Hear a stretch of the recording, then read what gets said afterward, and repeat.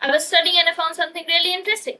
No matter what I studied, be it Ganga River pollution, Delhi air pollution, Taj Mahal, environmental changes, quality, geography, and many more, even constitutional changes, one name kept reoccurring. The name was MC Mehta. And after a point, I was like, Sir, do you have any other hobby than filing cases against the government? Because apparently, every single time the assistant responded with, This is how things work. His response was, Okay, but why? Why can't we change it? And this is where his story gets quite interesting. Now, before we dwell into it, hello and welcome to Alka After Us. Now, before he became MC Mehta, Mahesh Chandra Mehta sir was born in 1946 in the Jodi, Jammu and Kashmir. He studied political science, then law, practiced in Jammu, and eventually moved to Delhi, began practicing in the Supreme Court. Nothing about that sounds particularly extraordinary. There was no dramatic announcement that this man was going to transform Indian environmental laws. He was just a lawyer, and then he started noticing things. And apparently, he had a very inconvenient habit. He did not know how to ignore them. Let's start with Taj Mahal. In 1980s, Mehta sir visited Taj Mahal, and instead of doing what the rest of us would do, like taking pictures, exploring, eating food, and coming back, he noticed something different. He noticed that the marble was getting damaged, and the industrial pollution around Agra was contributing to the problem. An ordinary man here will say, okay, someone should do something about it. Mehta's approach was unlike any ordinary man. Mansi Mehta decided that, okay, let me do something. He went to Supreme Court, and suddenly a lawyer's concern become about monument become a legal battle involving industries, pollution control, government regulations, and environmental protection. But this wasn't going to be his last case, not even close, because after that came Ganga.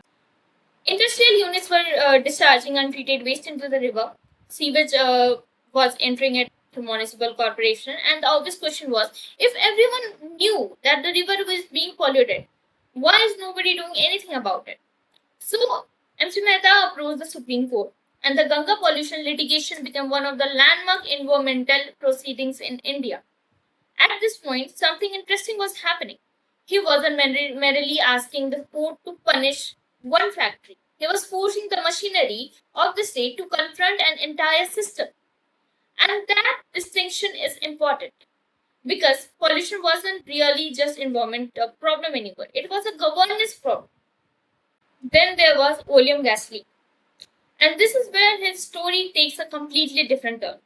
In 1985, while proceedings concerning hazardous industries in Delhi were underway, an oleum gas leak occurred in Shriram Industrial Unit.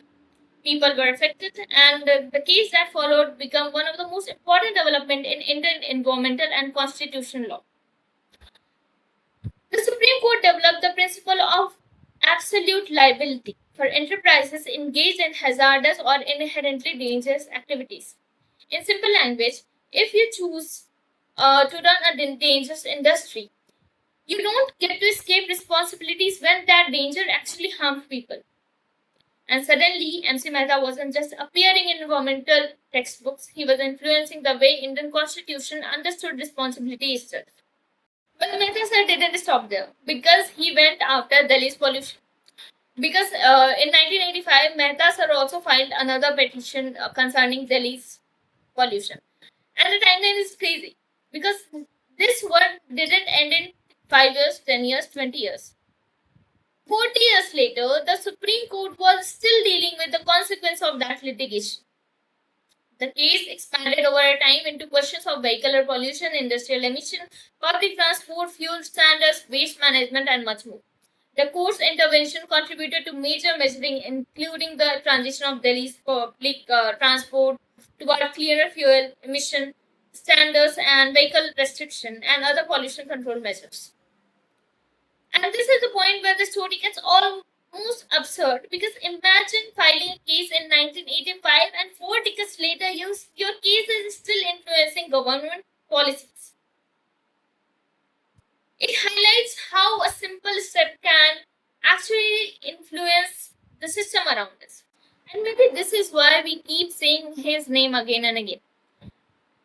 He's everywhere. Taj Mahal, Ganga, hazardous industries, Delhi's air, vehicles, forest, mining, groundwater, environmental education, different problem, different government, different institution.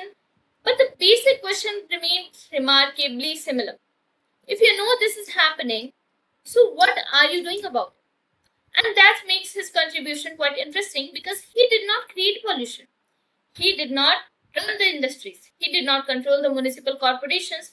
Neither he was there writing laws or policies in the ministries. He was just a lawyer who understood something extremely important about the constitution. That sometimes when the machinery of government doesn't move, you have to make it move.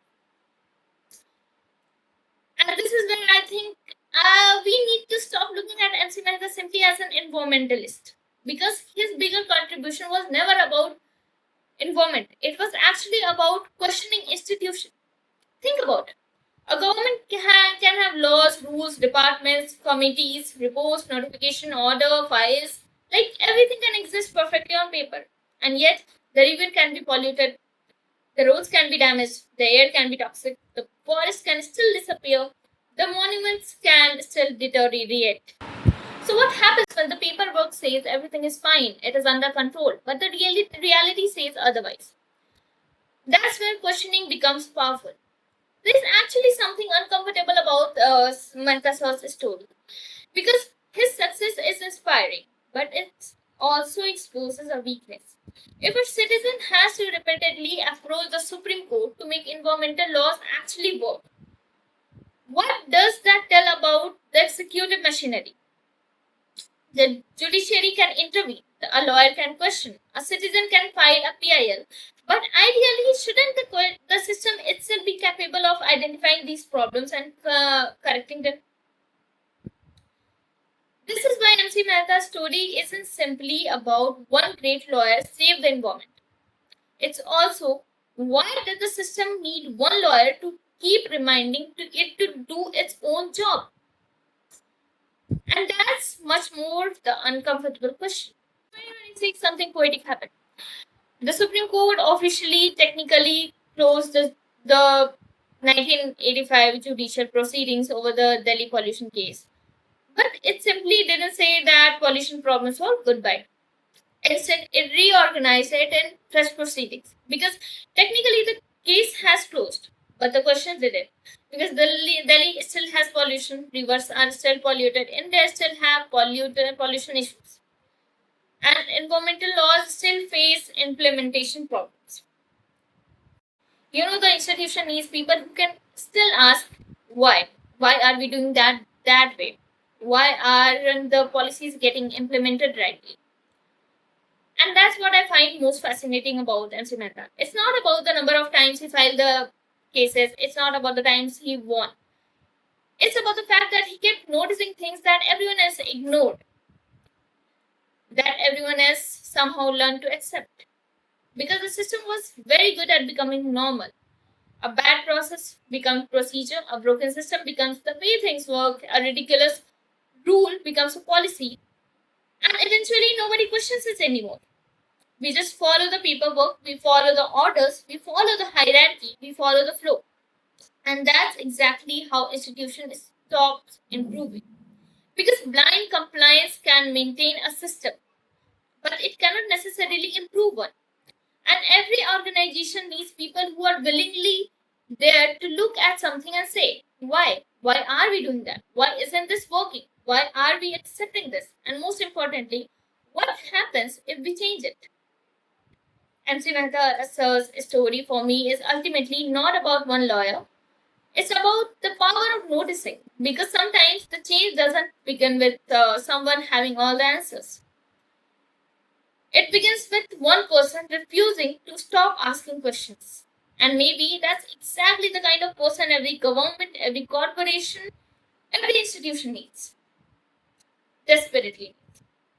Thank you. See you in the next one.